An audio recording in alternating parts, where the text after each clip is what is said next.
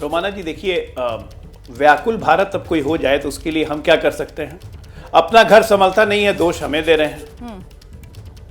आप एक बात देखिए, अब ये ईडी सीबीआई ये सब को संवैधानिक संस्थाओं को ले आइए, ये सब राज्यसभा में वोटर हैं क्या?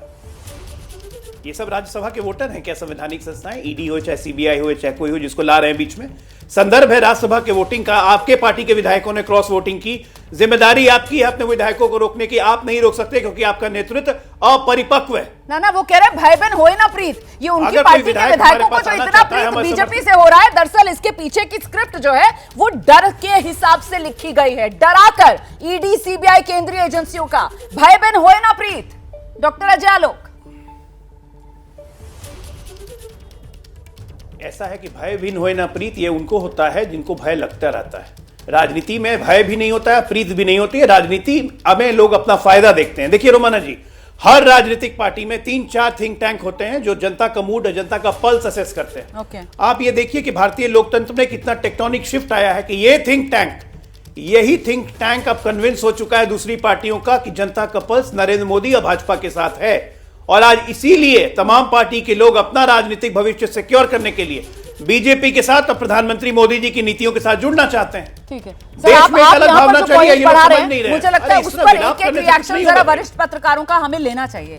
मैं अभय जी से शुरुआत करूंगी। जिस बात का जिक्र यहाँ पर अभी अभी डॉक्टर अजय आलोक ने किया कि ये पल्स समझ रहे नेता जनता की, इसी वजह से क्या इंडिया गठबंधन को ये क्रॉस वोटिंग का करंट लग रहा है? देखिए करंट नहीं है, मैं तो कहूँगा ये 440 वोट का झटका है। ये लोकसभा चुनाव से ठीक पहले हुआ है। इससे क्या होगा कि विपक्ष का मनोबल और भी ज्यादा कमजोर होगा। पहली बात तो ये है। दूसरी बात ये है कि लोग, पार्टियां जनता के पास जनादेश के लिए जाती हैं। जनता उन्हें वोट करती है, या तो विपक्ष में बैठने के लिए जनादेश मिलता है या सत्ता पक्ष में जाने के लिए जनादेश मिलता है। दोनों ही हालतों में आपको अपनी राजनीति बचा के रखनी पड़ती है।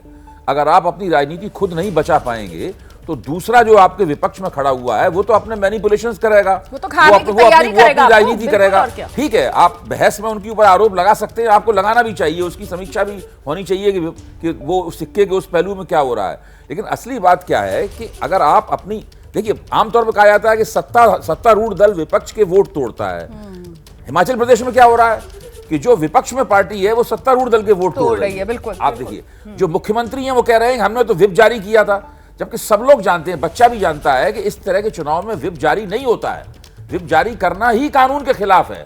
मुख्यमंत्री कह रहे हैं व्हिप जारी किया था। आप Kuldeep Nair versus union of India है, हाँ जी। उसमें साफ तौर पर सुप्रीम कोर्ट ने कहा है कि इस प्रकार के सभी चुनाव माने जाते हैं कि सदन से बाहर घटित हो रहे हैं। बिल्कुल, ये सदन की कार्रवाई नहीं माने जाते और ना ही उसमें व्हिप जारी होता है। वहां एंटी डिफेक्शन लॉ, दल बदल कानून भी वहां पर लागू नहीं होता है। तो अब आप देखिए ना कि उनकी पूरी रणनीति और उनके पूरी रणनीतिकार कांग्रेस के वहां पर किस तरीके से काम कर रहे हैं। अभी कुछ दिन पहले आपने वहां चुनाव जीता है, शानदार बेहतरीन चुनाव जीता है। आप ना अपनी सरकार की साख बचा पा रहे हैं किसी। अब जो भेजे गए कांग्रेस के उम्मीदवार, सब लोग उनका नाम जानते हैं, वहां उनके खिलाफ कांग्रेस पार्टी के अंदर ही बहुत नाराजगी है। उनके खिलाफ इस प्रकार की वहां बातें फैलाई गई कि ये बिल्कुल बाहरी है। उसका तो फायदा भारतीय जनता पार्टी उठाएगी। जी। जैसे ही घड़ी का काटा दोपहर 2:30 पे आए, बबीता जी का दिल सास बहू साजिश के लिए मचल जाए। और ये है इनकी बहू, पूरे दिन ऑफिस की टेंशन हो जाए गॉन जब ये करें अपना फेवरेट शो फ्री टाइम पे ऑन। इनकी तरह आप भी देखें अपना फेवरेट शो अपने टाइम पर और डाउनलोड कीजिए एबीपी लाइव ऐप अपने स्मार्ट टीवी पर।